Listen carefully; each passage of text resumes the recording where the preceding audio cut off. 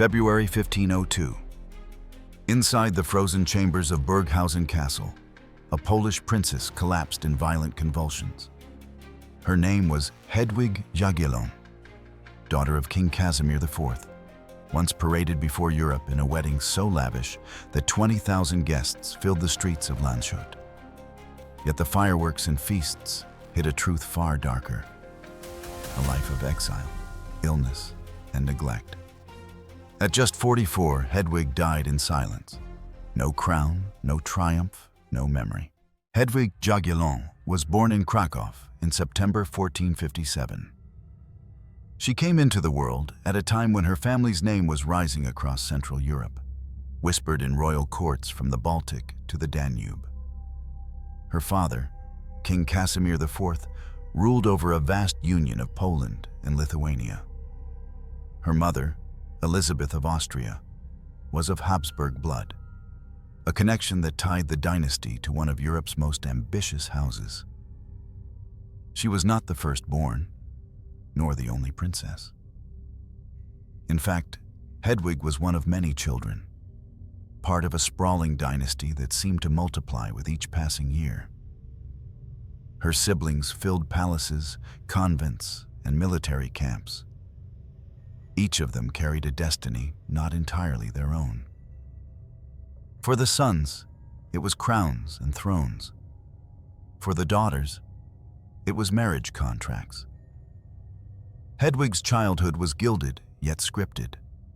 The castles of Krakow offered tapestries, tutors, and music. But they also trained her to be useful, not to herself, but to the dynasty. She was taught to smile with restraint, to carry herself with dignity, to speak languages she might never love.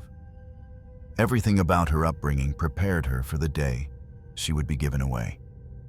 Chroniclers of the time were quick to notice the value of Casimir's daughters. Ambassadors described them as jewels, dazzling not only for their beauty, but for the alliances they promised. A marriage to a Jagiellon daughter could mean a stronger hand against the Ottomans, a friendly tie with the empire, or a claim to disputed lands. Their bodies and signatures were bargaining chips on a chessboard of kings. Hedwig, like her sisters, knew this truth early. She was not born for herself. She was born for the map. Still, behind the negotiations and treaties, she was a young girl. In the royal gardens, she laughed with her sisters, playing beneath the shadows of Wawel Castle. She listened to stories of saints and battles, dreaming, perhaps, of something more personal than politics. But in a dynasty like hers, private dreams rarely survived. Her mother, Elizabeth, embodied that lesson. A Habsburg princess herself, Elizabeth had been sent north into a foreign court. She carried her lineage like armor, but she was also a reminder of how women in noble houses were moved like pawns. Hedwig watched her mother navigate the balance between duty and personal sorrow. From her, Hedwig likely learned silence, endurance, and the art of hiding longing behind ceremony. The court of Krakow was not an ordinary one. It was a place of noise and strategy, of scribes bent over parchment, of envoys whispering in candlelight. The Jagiellon dynasty was at its peak, wealthy, feared, respected. The children of Casimir were envied across Europe. Yet for Hedwig, this grandeur was a gilded cage. Every visitor who admired her face or commented on her demeanor was not admiring her as a person. They were assessing her as a bride. By her teenage years, negotiations over her hand had begun. One month it was a proposal from Hungary. The next, a suggestion from the empire. Each plan painted her future in different colors: castles, borders, foreign languages. But one element was constant: she would leave. Leaving was always the fate of daughters like her. To be uprooted, transplanted into strange soil, expected to bloom where she was planted. Hedwig's role became clear: She was a gift, wrapped in ceremony and escorted by envoys. What mattered was not whether she was happy, but whether she secured the dynasty's interests. And yet, traces of her humanity survived in letters and anecdotes. She was described as serious, even melancholic at times. She carried herself with dignity, but she was not the type to chase attention. Unlike some of her sisters, who became queens in powerful courts, Hedwig's fate seemed quieter, almost forgotten even before it began. Still, in those early years in Krakow, she was surrounded by power. She saw her father receive ambassadors. She watched her brothers prepare for campaigns. She listened to music at banquets where political marriages were discussed in the same breath as poetry. All of it must have taught her that her life was not her own. And so, when the time came to leave, she did not resist. At 18, she would be given to Bavaria, carried away by a marriage that promised alliances and stability. The girl who once played in the gardens of Wawel would soon become a stranger in a foreign land. But before that departure, before the farewell tears and the ceremonial procession, Hedwig was simply a princess of the Jagiellon court, a daughter of one of Europe's greatest dynasties. A jewel polished not for herself, but for the moment she would be displayed. That moment was coming quickly. And Hedwig, quiet, dignified, obedient, was ready to disappear into it. In 1475, when Hedwig was just 18, her future was sealed. She was chosen not for her wishes, not for her desires, but for her usefulness. The decision came from kings, dukes, and counselors seated around maps. To them, she was not a daughter. She was leverage. Her match was Georg of Bavaria, known as the Rich, a man already celebrated for his wealth and influence in southern Germany. The marriage promised to strengthen ties between Poland and Bavaria, creating a bridge against Hungary and tempering the growing ambitions of the Habsburgs. On paper, it was brilliant. On parchment, it looked flawless. For Hedwig, it was exile disguised as duty. The Jagiellon court dressed the arrangement in noble words. They spoke of friendship, stability, mutual defense. But behind those phrases was a hard truth. Hedwig's body was a treaty. Her life was a contract. Her womb was the hope of alliance. At 18, she packed her belongings, silks, jewels, heirlooms, symbols of her station, though they weighed less than the burden on her shoulders. She left Krakow with attendants and guards, carrying with her the hopes of her dynasty. The road to Bavaria stretched long and foreign. Every mile pulled her farther from the world she knew. Imagine the silence in her carriage, the rattling wheels on cobblestone roads, the faces of strangers as she passed through villages. Behind her, she left family, language, and homeland. Ahead of her, she faced a court where no one waited with affection, only expectation. For her family, this was triumph. For Hedwig, it was departure. The chroniclers who recorded the marriage rarely mentioned her feelings. They praised the strategy. They admired the wealth of Georg. They described the banquet halls and the procession of nobles. But Hedwig herself?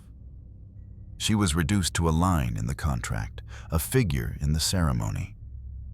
She entered Bavaria as a stranger. Her Polish tongue was foreign, her customs unfamiliar. She was not expected to shape her new home. She was expected to adapt. A duchess in title, a foreigner in reality.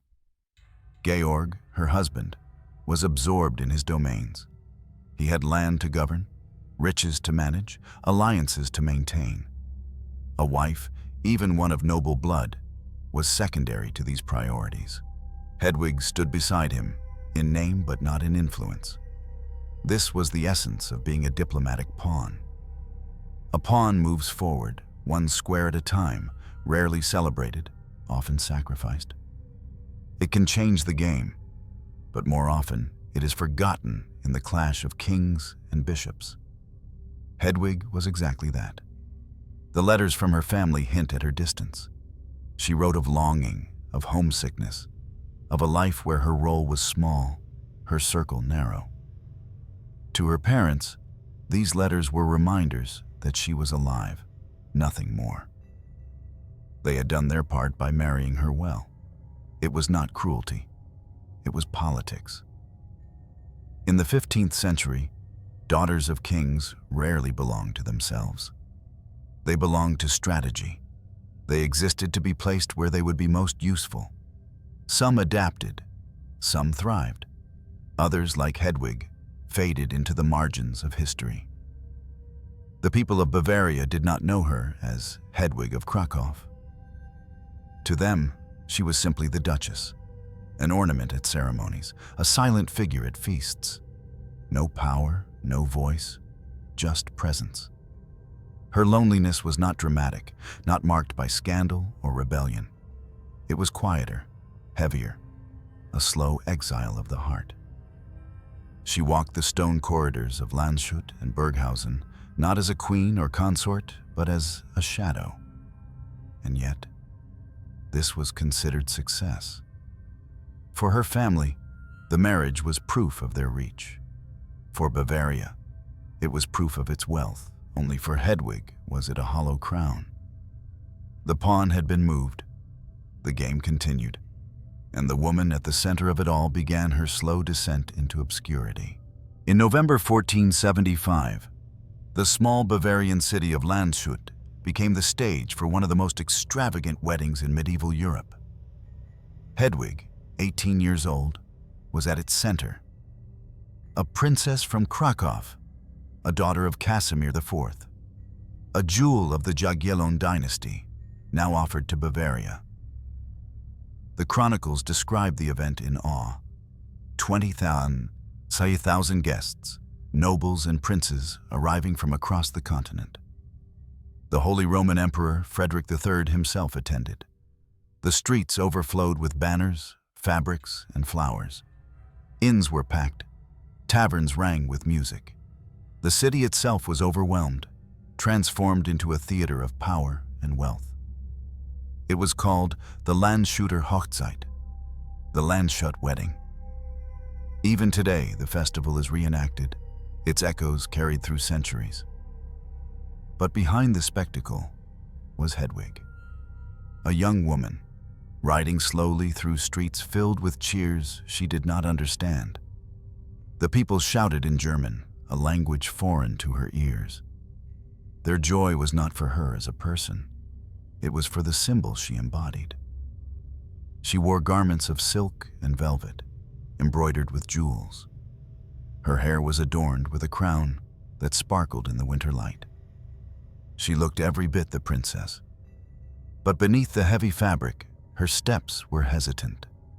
Every jewel, every stitch, was another reminder that she was no longer herself. The feasts stretched for days. Records speak of rivers of wine, tables bent under roasted meats, and music echoing from dawn until night. Jugglers entertained the crowds. Fireworks lit the sky. The wedding was not just a marriage. It was a political declaration. Bavaria was wealthy. Poland was powerful. Together, they commanded respect. Guests marveled. Chroniclers praised. One witness declared, "Never has Bavaria seen such splendor." But splendor does not feed the soul. For Hedwig, the wedding was less a celebration than a performance.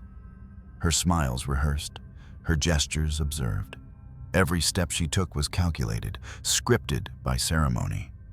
The crowd saw joy. Hedwig felt departure. She sat beside Georg, the rich Duke of Bavaria, the man who was now her husband. He was respected, admired, considered one of the wealthiest princes of his age. Yet their union was not built on affection. It was built on treaties and necessity. To Georg, she was a prize, prestigious, but replaceable in his daily life. To Hedwig, he was a stranger she must now call husband. On the surface, the Landshut wedding was triumph. Beneath it, it was exile wrapped in gold. Hedwig had been paraded before Europe as if she were the crown itself. But when the torches burned low and the music ended, she was left with a new reality. She was no longer in Krakow. She was bound to Bavaria. She was the Duchess. And duchesses did not complain. The irony of Hedwig's life begins here. She was remembered less for who she was than for this single event. The splendor of her wedding outshone everything else she would ever do. History froze her in the image of a young bride in a jeweled gown, smiling through a haze of banners and drums. Few remembered that the bride was also a woman. The Landshut wedding became legend. Hedwig's life became silence. There is a cruel symmetry in this. Her story begins with noise, with celebration, with endless feasts. And it ends, 27 years later, in a chamber of Burghausen Castle, with no music, no guests, no fireworks. A convulsion, a breath, a body still. The contrast could not be sharper. But in 1475, none of that mattered. All that mattered was that the alliance had been sealed. Bavaria had married into Jagiellon blood. Poland had secured a partner against the Habsburgs. The chessboard had shifted. And Hedwig, the girl at the center of it all, vanished into her role, a living treaty. A bride remembered only for the feast that began her exile. The wedding was a spectacle, but the marriage that followed was silence. Hedwig entered Bavaria not as a beloved bride, but as a distant duchess. Her new home was Landshut, a city proud of its wealth, its castles, its pageantry. Yet within its walls, she was little more than an ornament. Georg the Rich was a man consumed by his possessions. His nickname was not an exaggeration. His treasuries overflowed. His lands were fertile. His subjects respected him. But to Hedwig, he was not a partner. He was a figure looming beside her at ceremonies, absent in all other spaces. Marriage did not bring companionship. It brought isolation.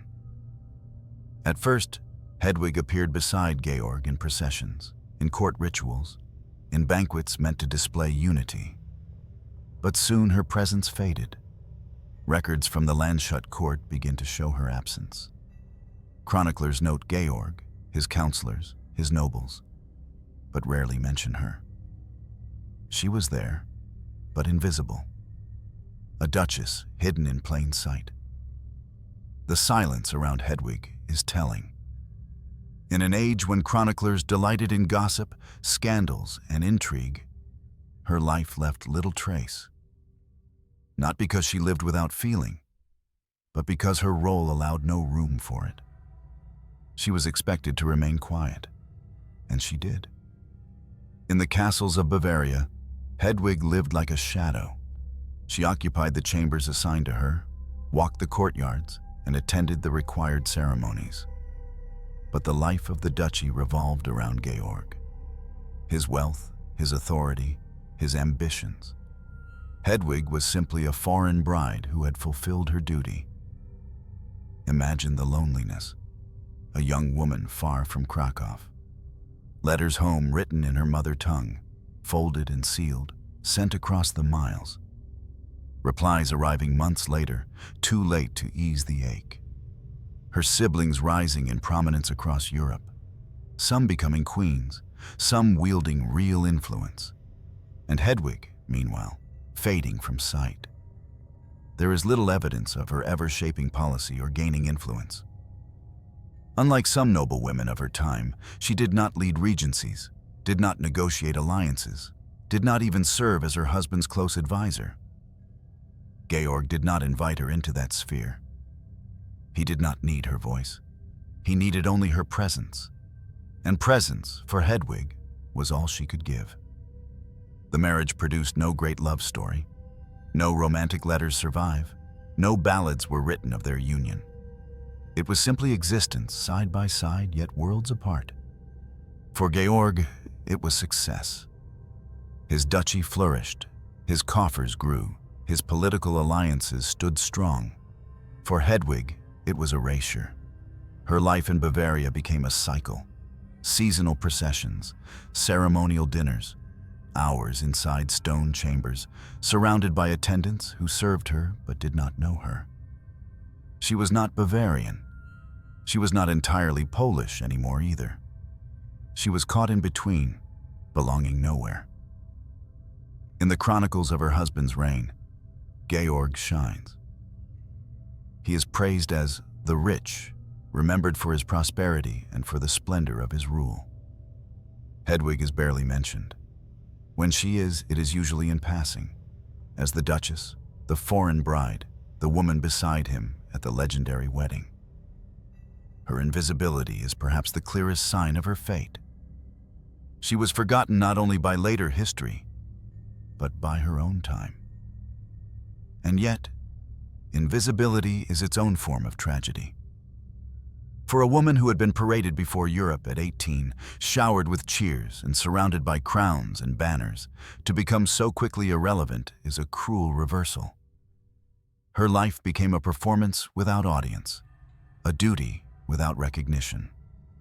The forgotten wife, the duchess in shadow, the woman whose presence mattered only in silence.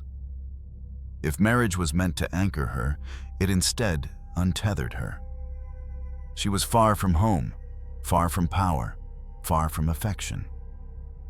The wedding had promised alliance, but the marriage gave her only absence. And as the years passed, Hedwig sank deeper into the background. Bavaria prospered, Georg became richer. And Hedwig, the princess who once glittered like a jewel on Europe's stage, dimmed into obscurity, tucked away in the stone corridors of castles, where her footsteps echoed alone. Hedwig never returned to Krakow. Once she crossed the Bavarian border, her homeland became a memory. Letters were her only tether, fragile pieces of parchment that carried her voice across mountains and rivers. But letters could not replace touch. They could not fill the silence of stone chambers. In Bavaria, she was always the foreigner. Her accent betrayed her. Her customs marked her as different. To courtiers, she was not their duchess, not truly. She was the Polish bride, a woman imported for politics. The chronicles describe her isolation with chilling simplicity.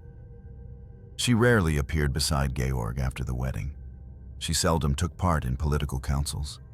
At ceremonies, she was present but silent, often overlooked even in descriptions of events she attended. It was as if she drifted in the margins of her own life. The contrast was striking. In Krakow, she had been part of a dynasty that commanded attention. The Jagiellons were courted by kings. Their daughters were treasures compared to jewels in the crowns of Europe. But in Bavaria, Hedwig was not a jewel. She was a shadow. Exile does not always mean banishment to foreign lands. Sometimes it means living inside a home that never accepts you. Hedwig walked the halls of Landshut and Burghausen Castle as if she were invisible. Servants bowed, courtiers nodded, but there was no warmth. She was tolerated, not embraced. Her letters back to Poland reveal her longing. She wrote of homesickness, of unease in her new surroundings. A note recorded in Krakow described her as living as though in exile, without joy, without kin. Those words capture her life with cruel precision. The foreign bride had become the forgotten wife, and the forgotten wife became the absent daughter. For the Jagiellons, Hedwig's distance was practical. She had done her duty. She had married well. That was enough. For Bavaria, she was a formality, a duchess who carried little influence. Between these two worlds, she belonged fully to neither. Imagine her evenings, alone in chambers hung with tapestries that could not warm the air, listening to voices outside her door that spoke in a tongue she did not master. Watching Georg move through his own orbit, rarely turning toward her. Exile is not always loud. Sometimes it is simply the absence of belonging. Hedwig's story shows the fate of many royal women. They were bridges, never destinations. They were celebrated when given away, forgotten once delivered. Their lives were defined by departures. She was not without dignity. Even in her loneliness, she carried herself with grace. Witnesses described her as serious, reserved. She endured without scandal, without rebellion.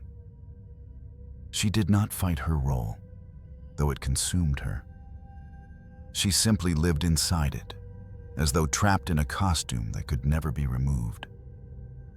Years passed, and her ties to Krakow faded. Her siblings rose higher. Some became queens in Hungary and Italy. Others influenced the politics of Poland and Lithuania. They were remembered for their crowns, their heirs, their roles in dynastic struggles. Hedwig, meanwhile, disappeared. The silence of history is revealing. It does not mean nothing happened. It means no one cared to record it. Hedwig's life may have been filled with small joys, moments of laughter with attendants, quiet prayers, perhaps a garden walk on a summer evening. But the chroniclers did not see value in that. To them, she was not scandalous, not powerful, not memorable. She was simply there. And so she became invisible. The tragedy of Hedwig's exile was not dramatic. It was quiet. It was the slow erasure of a woman's presence in a world that saw her only as a tool. Far from home, she became less than herself. Krakow never called her back. Bavaria never truly claimed her. She remained suspended between two worlds, belonging fully to neither. This was her exile. Not one of chains, but of silence. Not of distance measured in miles, but of distance measured in belonging. Far from home, far from power, far from love.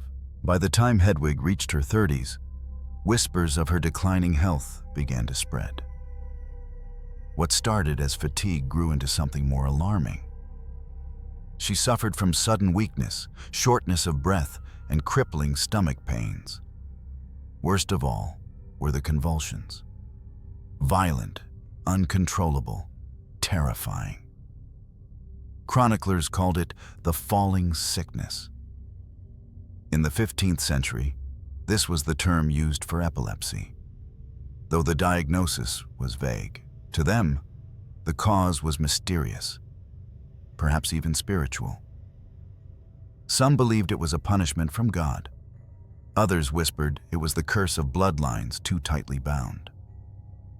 The truth remains uncertain. Modern historians point to hereditary illness. The Jagiellons, like the Habsburgs they so often married into, were plagued by genetic frailties. Intermarriage narrowed their bloodlines, creating hidden weaknesses that surfaced in sudden, cruel ways. Hedwig may have been one of its victims. Her illness did not announce itself with a single dramatic collapse. It crept slowly, shadowing her days. First, she grew pale. Then, she avoided public ceremonies. Eventually, her appearances in court records nearly vanished.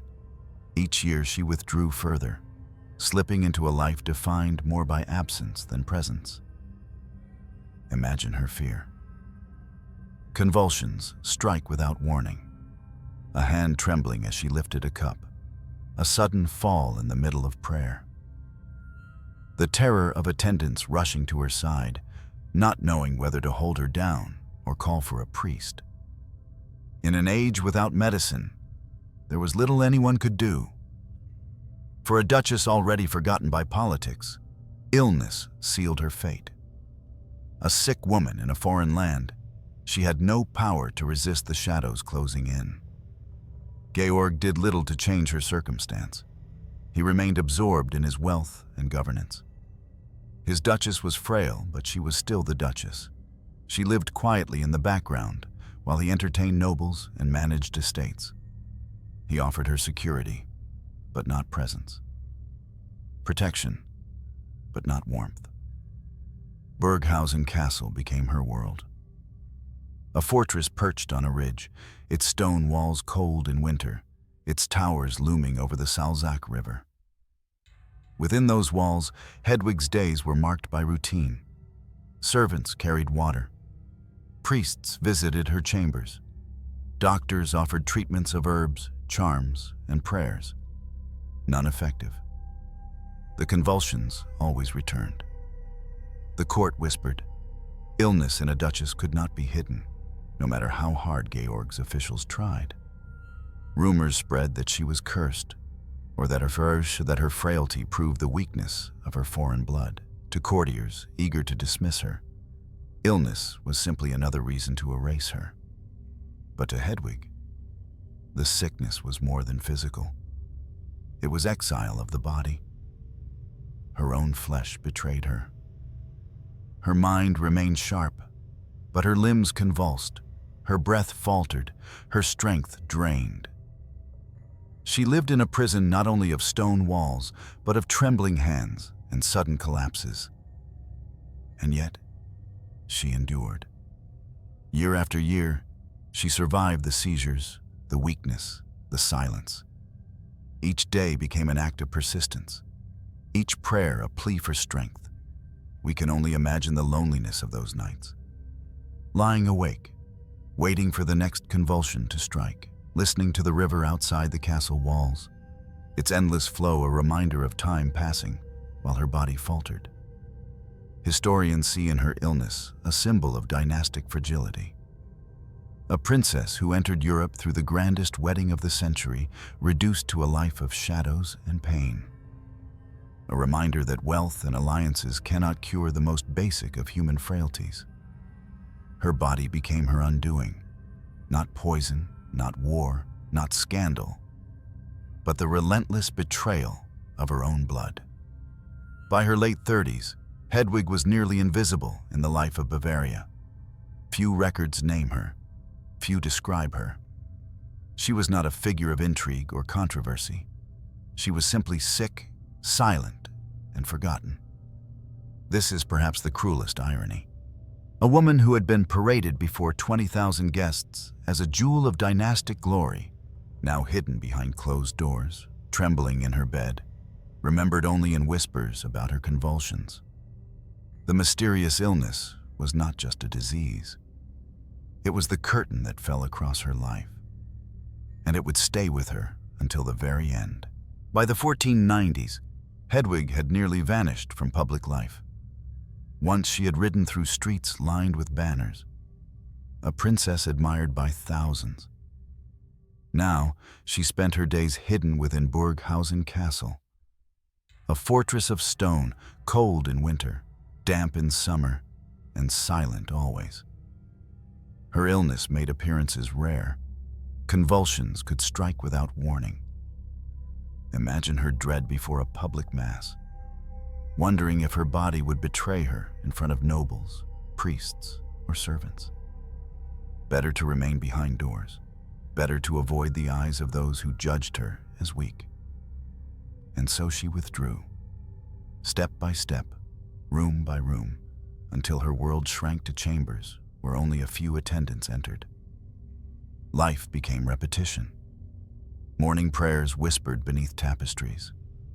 Meals carried on silver trays, but barely touched. Visits from priests, sometimes more for ritual than comfort. Servants gliding quietly, careful not to disturb. Outside, the world turned. Wars fought, alliances signed, dynasties rising. Inside, Hedwig drifted like a shadow. History has a cruel way of ignoring women who do not wield crowns or produce heirs. And Hedwig was both childless and powerless. Her sisters were remembered for their marriages to kings and emperors. She was remembered for nothing. Chroniclers wrote of her only when describing the splendor of her wedding, a moment frozen in time, overshadowing everything that followed. But a life cannot be measured by feasts and treaties alone. Somewhere in those silent halls, Hedwig lived as a person. Perhaps she found solace in music. Perhaps she prayed at a chapel window, watching the light shift on the river. Perhaps she found small companionship with her ladies-in-waiting. But the fact that history preserved none of this says more about the world she inhabited than about her soul. Her existence became a paradox. She was of noble blood, yet powerless, surrounded by attendants, yet lonely, protected by wealth, yet vulnerable to illness, alive, yet absent. Burghausen Castle reflected her fate. It was vast, with towers and walls stretching nearly a kilometer, the longest castle complex in Europe. Yet inside those walls, Hedwig lived in confinement.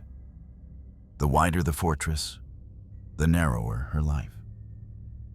Occasionally, she may have looked out from the ramparts. From there, the view stretched across the Salzach Valley, forests and mountains rolling into the distance. Did she think of Krakow when she gazed across the horizon? Did she imagine the gardens where she once played as a child? Distance in miles was nothing compared to the distance in belonging. She had become a ghost haunting her own life. Georg's world, meanwhile, continued without her. He managed estates, negotiated politics, and secured his wealth. He earned the title the Rich, not only for his treasuries, but for the prosperity of his lands. To his subjects, he was a ruler of success. To Hedwig, he was a husband in name only. Their lives ran parallel, but never truly touched. The court spoke little of her, and when it did, it was only in murmurs. The duchess is unwell. The duchess remains in her chambers. Words stripped of detail, stripped of humanity, she was reduced to absence, defined only by what she lacked. And yet, her silence tells us something powerful. In a world that measured women by heirs, power, or scandal, Hedwig's refusal, or inability, to play those roles made her vanish. She became the embodiment of what history discards. But there is poignancy in that absence. She represents countless women of her age who endured without fanfare. Wives whose names appeared in records only once or twice. Mothers whose children carried dynasties forward, but whose own lives were ignored. Daughters married off and then forgotten. Hedwig was one of them. And through her, we glimpse all of them. A life in shadows does not mean a life without meaning. It means a life unrecorded, uncelebrated, unseen. By the end of the 15th century, Hedwig's health was failing rapidly. Convulsions left her weak. Her body thinned. She appeared in public even less, until almost never. She was not yet old, but she was already fading. In the echoing silence of Burghausen's stone corridors, she lived her last years. A princess once called a jewel, now dimmed to a flicker. A duchess in name, but forgotten in life. A shadow who once had been a bride of fire and light. February 1502.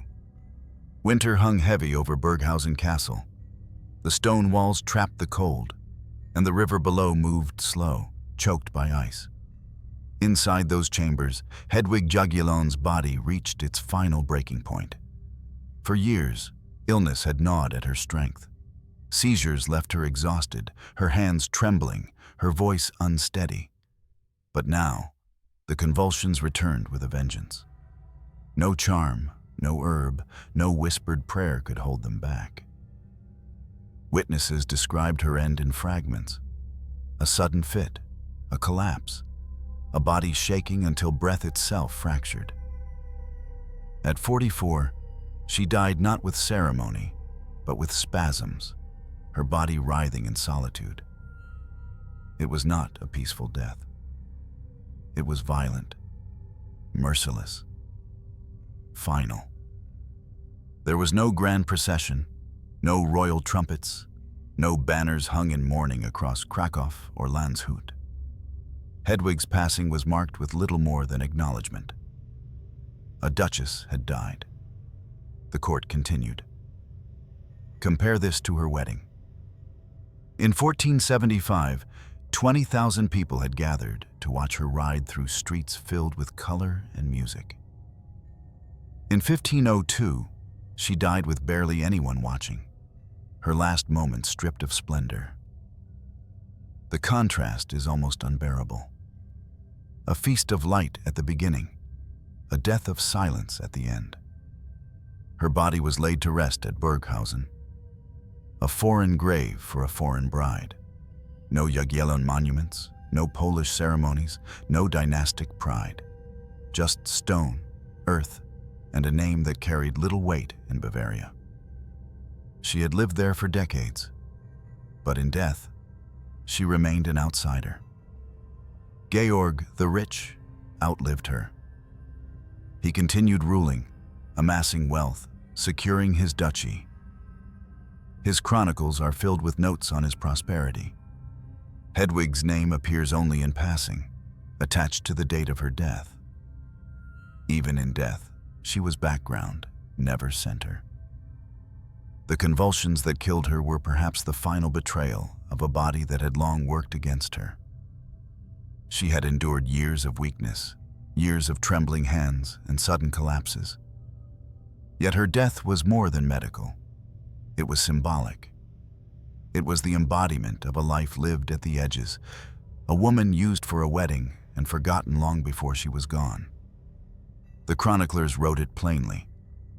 The Duchess of Bavaria, Hedwig of Poland, died on the 18th of February, 1502. One sentence. No lament, no reflection, just fact.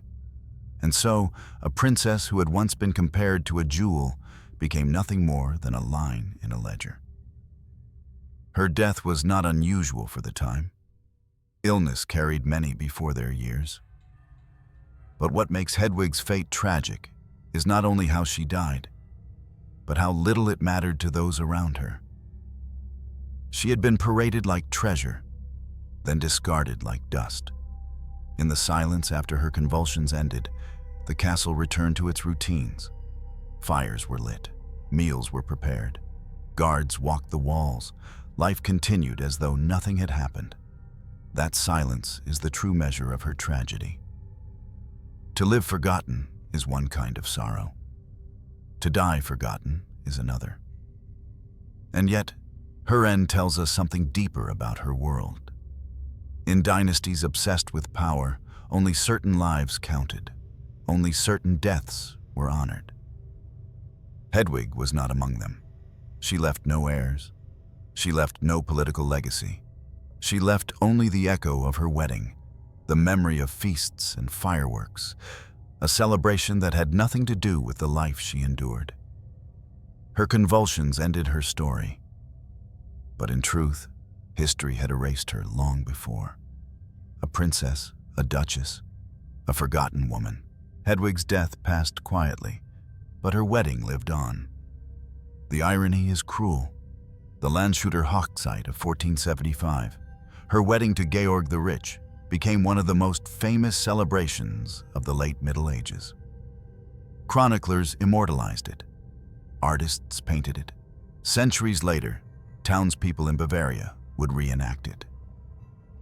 The city of Landshut still stages the pageant every 4 years, filling streets with banners, drums, and costumed nobles.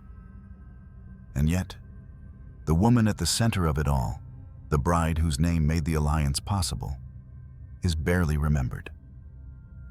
Ask visitors in Landshut today about the Great Wedding, and they will describe fireworks, jousts, processions. Few will mention Hedwig. For many, she is little more than a costume, a face beneath a veil. Her name does not resonate like Elizabeth, Isabella, or Anne. She is a figure of ceremony, not of memory. That is her legacy, not her life, but a single event that swallowed her whole. For historians, this is telling. Hedwig represents a category of royal women who existed not as individuals, but as symbols. They were remembered for what they represented, not for who they were. A treaty, a dowry, a wedding feast. Their inner lives vanished, their personal struggles unrecorded. Hedwig's legacy is faint because history chose spectacle over substance. The fireworks, the feasts, the 20,000 guests, those were worth remembering. Her letters of longing, her convulsions, her lonely exile, those were not. But traces remain. The Polish historian Oskar Halecki once noted, "Her life was remembered less for what she did, and more for the feast that marked its beginning."